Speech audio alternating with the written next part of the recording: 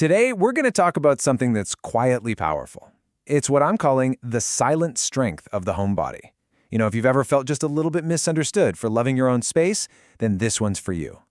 So let me ask you this right off the bat. Do you genuinely enjoy staying at home? Not because you have to, but because it actually brings you a sense of peace. It seems like such a simple question, right? But in this crazy, nonstop world, it's an idea that gets twisted all the time. If you just nodded your head and said yes, then you're definitely in the right place. And here's the big misunderstanding we're up against. On one side, you've got the stereotype, right? That if you love being at home, you must be boring, or antisocial, or maybe even lazy. But the truth, the reality we're going to get into today, it's that this preference is usually a sign of something much deeper, being self-aware, thoughtful, and incredibly loyal. So first, let's dive into that inner world. This isn't about being isolated. No, this is about the really deep, really beautiful personality traits that actually grow and get stronger in those quiet moments, far away from all the noise. Okay, first up, self-awareness. And this isn't just knowing what you like. It's a really deep understanding of your own emotional engine. You know your limits. You know what drains you, what recharges you, and you don't feel that constant pressure to just follow the crowd. In the world we live in today, that kind of self-knowledge, that's a rare thing. It's a superpower. And this leads to a core strength, being alone without feeling lonely. It's so easy for people to mix those two up, but being able to find genuine comfort and peace in your own company, to just be with your own thoughts, that is a massive sign of emotional maturity. And that comfort with quiet, it also creates the perfect space for deep thinking. See, when your mind isn't constantly just reacting to everything happening around you, it finally has the room to breathe, to reflect on life, on people, on experiences, and to connect the dots in ways that most people they just miss. I absolutely love this idea. You don't rush life, you observe it. It perfectly reframes this quiet nature, not as being passive, but as being actively observant. It suggests that real wisdom doesn't come from constant, frantic motion, but from taking that patient approach. Okay, so if that's what's going on inside, how does it change the way you deal with the rest of the world? Well, that brings us to our next section, your outer boundaries and how you interact with real intention. A huge part of this is being selective with your energy. This has nothing to do with disliking people. It's about valuing your own time and your own emotions way too much to waste them on drama or connections that are just surface level. You actively choose quality over quantity. You choose peace over chaos.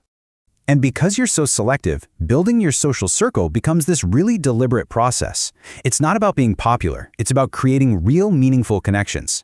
So you start by being selective, which leads you to form these deep, loyal bonds. And what you end up with is a small, tight-knit circle built on absolute trust and emotional safety. This also means you have to get really good at setting strong boundaries. Saying no can be tough for a lot of people. But for you, it's not about being difficult. It's a clear act of self-respect. It's you honoring your own need for peace.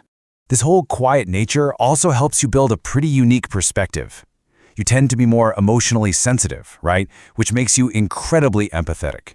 And with fewer distractions, your creativity has room to really bloom. And because you're a natural listener, you become amazingly observant, picking up on all the little details that just fly by everyone else. All right, now let's tackle the biggest misconception of them all. This idea that being a homebody automatically means you're lazy. Let's talk about how you actually recharge your batteries. Think about it like this. We all have a battery, right? But we don't all use the same charger. Some people get totally energized by crowds, by constant socializing, by noise. Their battery literally charges up from all that external stimulation.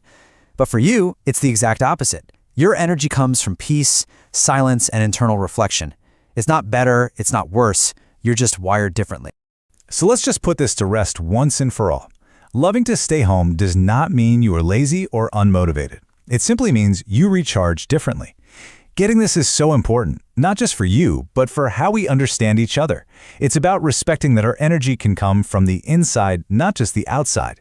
And when you put all of these pieces together, it leads to this really powerful conclusion.